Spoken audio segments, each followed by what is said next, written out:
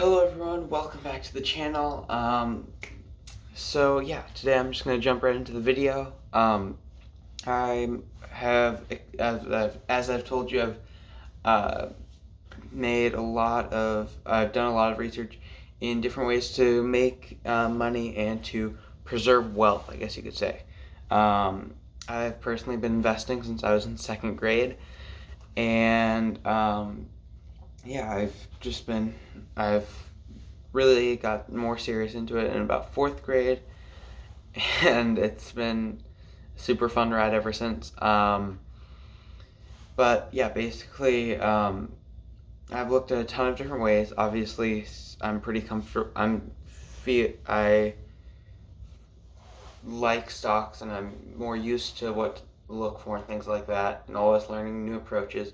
But it's always fun to have a new approach, because there's obviously a lot of people like to go into real estate, which is a very good market, but I found another one, which is the franchise market. More specifically, the Dunkin' Donuts franchise market, which I just made a video on Dunkin' Donuts specifically pretty recently about their buyout. So if you want to go see that video, it'll be linked in the description of the video. In any case, we'll jump right into the rest of the video. So for a Dunkin' Donuts location, an owner gets paid a flat salary of $163,000 a year, which is a huge amount of money for only paying $600 to $1.6 million a year, averaging out at about $1.1 million a year, making that an almost 16% return per year, which is very hard to achieve even by some of the best fund managers around the world. So being able to get that, and that as a dividend alone, is an amazing accomplishment. So I sat down, did the calculations, and figured out that if you put in if you could get $600,000 to $1 million, $600,000 to $1 million, which, don't get me wrong, is a lot of money. However, you could probably get a loan for some of it, and if you start investing early enough, it's not actually as bad of a not as hard of an accomplishment.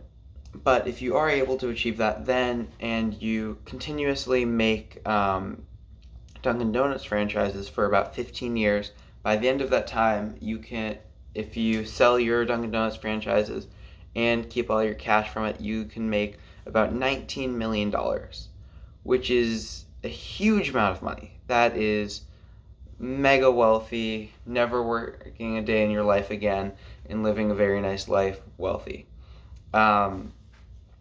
It's being able to, if you can get to that, if you put this plan into action, really hats off to you. If you don't sell them, you can have $16 million of profits from that. This is, of course, saying that for that 15-year time period, you didn't spend any of that money that you've been making. But yeah, you can also keep growing this. However, there are some constraints to this. These are things like you basically can't. Well, there's a point when there's an oversaturation, and then people don't go to them as much, and they're not as successful.